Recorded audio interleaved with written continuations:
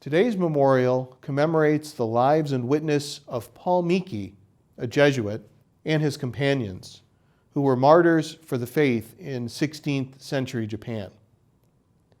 St. Francis Xavier initially carried the gospel to Japan in the 16th century. Those who continued his work helped to establish a community of over 300,000 in less than 100 years.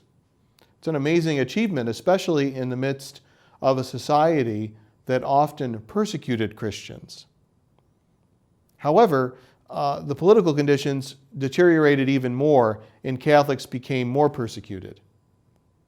When it appeared that some Franciscan missionaries from Spain had come aboard a ship that seemed armed to start a war, the Japanese government of the time sentenced 26 Catholics to death, and they forcibly marched them 600 miles to Nagasaki.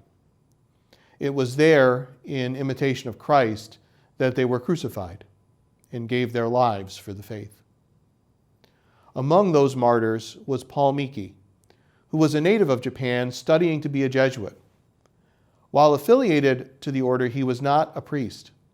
His companions, who were also martyred, were catechists, Jesuit and Franciscan missionaries, and native Japanese laypeople of all ages.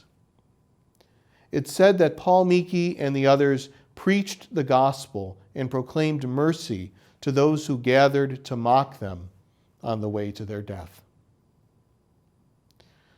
It took well over 250 years more before missionaries returned to Japan, and when they arrived, they expected to find no active Christians or churches.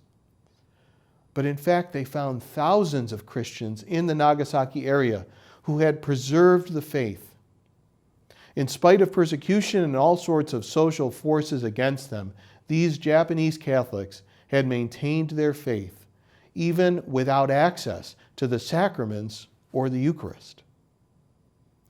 Can serve to remind us, even as we have struggled over these past months of the pandemic, when access to Eucharist and to our churches has been more limited than we would like, reminds us that our faith resides actively and always in our hearts, and in our families, and our communities. As we join in remembering the witness of these faithful Japanese martyrs today, we also give thanks with many Catholics with heritage from Asia, Japan, and the Pacific Islands, as they remember these great witnesses to our faith. Our own country is blessed by the beautiful and cultural rich expression of Catholic faith among our brothers and sisters with roots in these areas.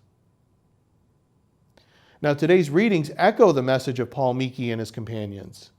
While the letter to the Hebrews reminds us to follow those who are leaders, it also points out that true leadership follows the example of the Lord Jesus, who offered a sacrifice of praise and who never neglected to do good and share in response to others' needs. The gospel reminds us of that as Jesus responds with compassion to those in need of guidance and direction, even when they come to him at an inopportune time. The Japanese martyrs followed fully the example of Christ. They made the refrain of the beautiful 23rd Psalm their own. God was indeed their shepherd, and they had all they needed to be God's witnesses and to remain faithful. They passed through the dark valley without fear. Their witness lives on in their people, even in the midst of very difficult times, and it inspires us to this day. God give you peace.